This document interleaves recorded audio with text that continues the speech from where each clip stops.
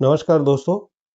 हमारे पहले episode punch mark coin के ऊपर आपका बहुत ही अच्छा रिस्पांस और बहुत ही पॉजिटिव ऐसा हमको फीडबैक मिला है। Thank you very much for that. आपका कमेंट और आपके सुझाव से हमको बहुत ही एनकरेजमेंट मिलता है और आगे इस तरह के इंडियन कॉइनेज की हिस्ट्री जो टाइमलाइन है उसके बारे में बोलने के लिए भी हमको बहुत ही प्रोत्साहन मिलता है। तो आप ऐसे ही हमको प्रोत्साहन देने के लिए आपके कमेंट, आपके सुझाव ज़रूर से ये वीडियो देखने के बाद में करते रहिए। आज हम जानेंगे पंचमार्क कॉइन के बाद में कौन से कॉइन चले उसके बारे में। हमने आपको पिछले एपिसोड में पूछा था कि पंचमार्क कॉइन के बाद में कौन से कॉइन चले। आप ज़रूर से आपके कमेंट दीजिए। मिस्टर मोहम्मद असलम उन्होंने राइटली लिखा है कि पंचमार्क कॉइन के बाद में Indo Greek coin, which is technically very right. पर हम ये आज जो ये दूसरे एपिसोड में जो देखेंगे वो जो इंडिजीनियस कॉइन है, जिसको कॉइन शास्त्र की भाषा में कास्ट कॉपर कॉइन बोलते हैं।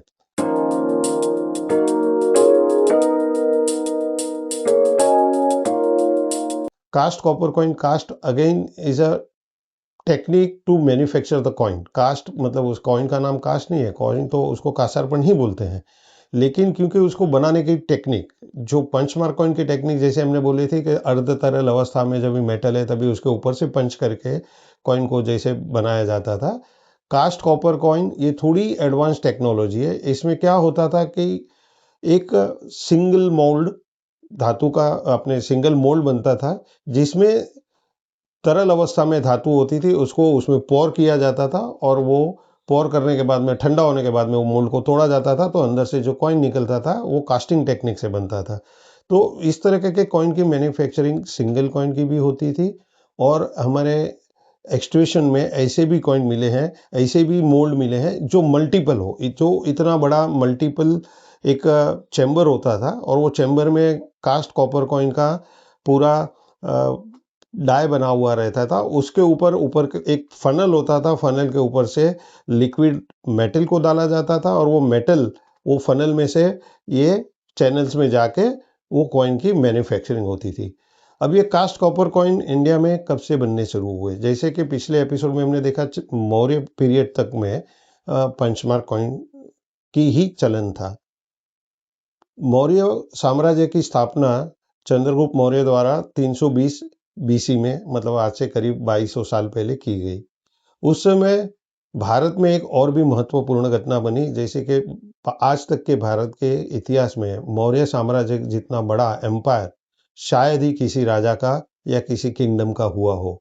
इतने बड़े विस्तार का मौर्य साम्राज्य स्थापना करने वाले चंद्रगुप्त मौर्य के समय में ही हमारे नॉर्थ वेस्ट में, मतलब के आज के पंजाब में, Sikandar the great, Alexander the great जिसको कहते हैं, और उसको एक लोकल क्षेत्रीय राजा जो सबको ही पता होगा, पोरस, उसने इतना कड़ा रेजिस्टेंस दिया, उसको इतनी कड़ी लड़ाई में उसको क्षति पहुंची कि जो सिकंदर का सैन्य था उसने भारत में आगे बढ़ने से ही इनकार कर दिया, विद्रोह किया। तो सिकंदर को वहीं से वापस लौटना पड़ा।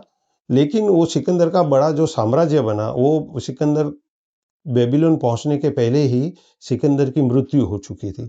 तो सिकंदर का जो साम्राज्य था उसने इतना वास्ट लैंड जीता था, वो अलग अलग सत्रपियों में बांटा गया और उनकी भी एक कॉइनेज चली। उसके बारे में हम इसके बाद वाले एपिसोड में बात करेंगे। आज हम बात कर रहे हैं कास्ट टेक्निक से बने हुए कॉपर कॉइन्स की।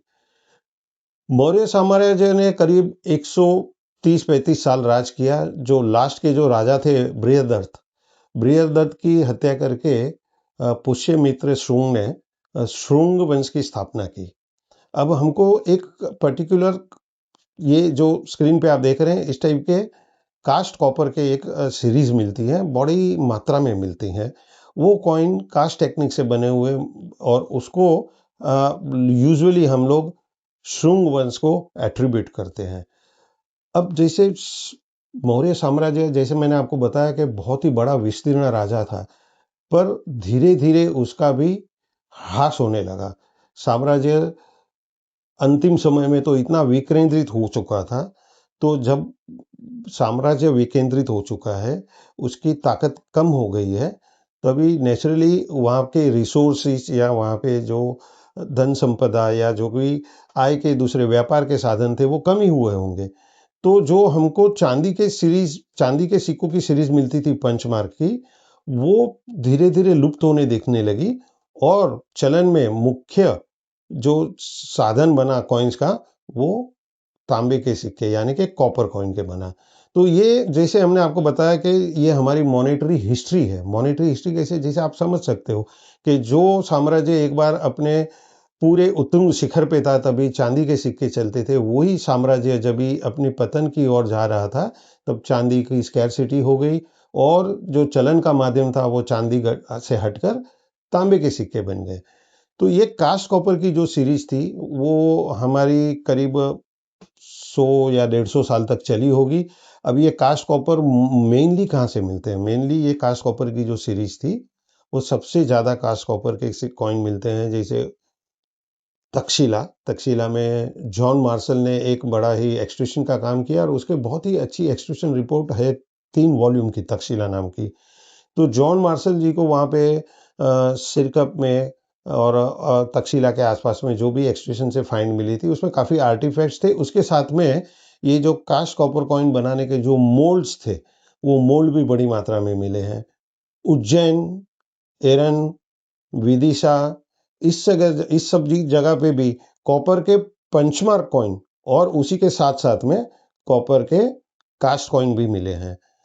महाराष्ट्र में विदर्भ की एरिया में एक बहुत ही बड़ा होड़, बहुत बड़ा नहीं कह सकते लेकिन एक अच्छा सा होड़ मिला था जिस कॉइन को पहले, क्योंकि वो दिखने में बिल्कुल तक्षशिला के कॉइन के सिमिलर थे, तो उसको एक बड़े पारसी स्कॉलर थे हॉर्मस जी काउस जी, उन्होंने पब्लिश किया था। और उस कॉइन को यूजुअली हम मानते थे कि वो कॉइन है वो तक्षशिला के हैं, लेकिन शायद ये हो सकता है कि तक्षशिला के कॉइन की तरह के ही कॉइन शायद कहीं महाराष्ट्र के विदर्भ एरिया में भी ढाले गए होंगे। तो कास्ट कॉपर कॉइन का ये जो इतिहास है वो शायद 100 साल चला होगा। इसलिए कहते हैं कि इसी समय में कॉइन बनाने की बहुत ही सुंदर टेक्निक जो हमको ग्रीक राजा जो हुए नॉर्थ वेस्ट में उनसे मिली थी। ये कास्ट कॉपर कॉइन होते थे वो यूजुअली अनइंस्क्राइब्ड होते थे, मतलब उसके ऊपर किसी भी प्रकार की लीजेंड नहीं होती थी। और ऐसा नहीं है कि वो सिर्फ राउंड होते थे या स्क्वायर होते थे, राउंड होते थे और रेक्टेंगुलर होते थे। तो विभिन्न प्रकार से वो विभिन्न शेप में भी मिलते हैं, पर वो कॉइन अनइंस्क्राइब्ड मतलब कि वो उस पे कोई भी प्रकार की लिखाण नहीं होता था। इसके बाद के एपिसोड में हम जो साम्राज्य का विघटन होने के बाद में मौर्य साम्राज्य करीब 185 साल चला, शायद शुंग वंश 115 या 120 साल तक था, और शुंगों के बाद में जो आए कण्व वो तो शायद उन्होंने 50 साल तक ही राज किया। उसके बाद में मौर्य मगध साम्राज्य का विघटन छोटे छोटे प्रिंसिपलिटी में हो गया और उसमें खास करके एक नई सिस्टम, पॉलिटिकल सिस्टम पैदा हुई जो कि भारत के सिक्का शास्त्र के इतिहास में गणराज्य या तो सिटी स्टेट या तो ट्राइबल स्टेट ये नाम से जाने जाते हैं, और उनकी एक कॉइनेज की सीरीज चली। हम अगले एपिसोड में वही 2 सीरीज जो चली गणराज्य और सिटी स्टेट उसके बारे में जानेंगे। कास्ट कॉपर कॉइन कितने पुराने माने जाते हैं? कास्ट कॉपर कॉइन अगर हम कहें कि शुंग वंश के समय में शुरू हुए होंगे ऐसा माना जाता है इतिहासकारों द्वारा, तो 200 बीसी मतलब आप 2200 साल 2200 साल पुराने माने जाते हैं। कास्ट कॉपर कॉइन पे किस तरह के सिंबल्स आते हैं? ये बड़ा रोचक है। कास्ट कॉपर कॉइन जो शुरू हुए उसमें बहुत ही सुंदर ऐसे शुंग वंश के जो कॉइन आते हैं जिसमें हाथी होता है, फिर एक जिसको होलो क्रॉस बोलते हैं, क्रॉस टाइप का एक सिंबल आता है, एक जो सिक्का शास्त्र की भाषा में बोला जाता है, मैं बोला ट्री इन द रेलिंग, एक रेलिंग होती है उसके अंदर ट्री यानी पेड़ होता है, उस टाइप का सिंबल आता है। स्वस्तिक आता है जो तक्षशिला की लोकल कॉइनेज बोले जाते हैं उसमें स्वस्तिका का प्रचुर मात्रा में उपयोग हुआ है। और उस समय में ऐसे माना जाता है कि पूरे हिंदुस्तान में सबसे ज़्यादा प्रभाव बौद्ध और जैन धर्म का था। तो जो ये ट्री है, अब उसको क्या सिंबलाइज करता था, तो कई सारे स्कॉलर ये भी मानते हैं कि ट्री जो है ये बोधि वृक्ष का शायद सिंबलाइज होता, हाथी मैजेस्टिक रॉयल पावर का सिंबलाइजेशन है। विद्वानों में मतभेद है क्या किस सिंबल को क्या इंटरप्रेट करना, पर इन जनरल ये सारे सिंबल हमको इस कॉइन में देखने को। आज के लिए सिर्फ इतना ही। आप जिस तरह से हमारे पिछले एपिसोड के कॉइन एपिसोड को आपने अप्रिशिएट किया है, मैं चाहूँगा कि आप जरूर से इसी एपिसोड को भी उतना ही लाइक करें।